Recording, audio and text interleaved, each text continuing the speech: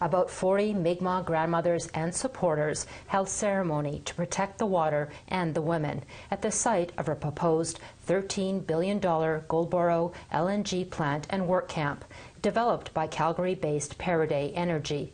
Grassroots grandmother Dorene Bernard says, "You know, we don't want to see a lot of people that are crying for their water and their lands and, you know, their mothers and their sisters and their daughters because of what happens.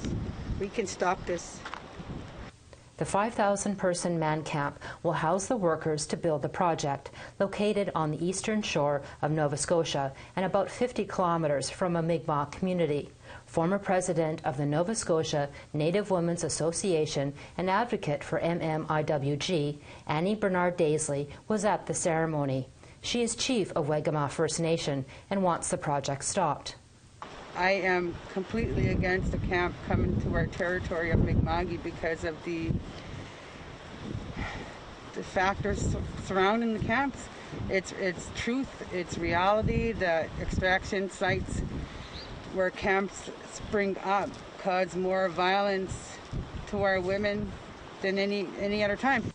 The MMIWG inquiry report called man camps a threat to the safety of Indigenous women, girls, and two-spirited people. It outlined how resource extraction industry led to violence against Indigenous women and called for industry to plan for safety.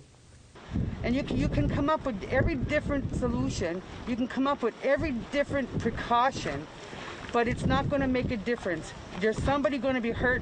Whether you're Indigenous or non-Indigenous, it's going to happen. The 13 Mi'kmaq bands in Nova Scotia signed a deal to cater and clean the camp, a deal grassroots grandmothers say community members were not consulted on.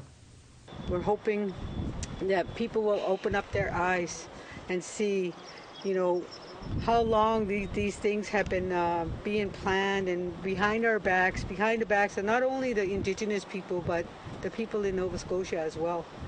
And so we're hoping that people will wake up.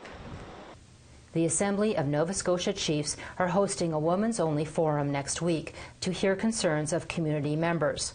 Regardless, Bernard says, we don't need these kind of projects in our territory that's going to impact our land, our water, and our women and our people.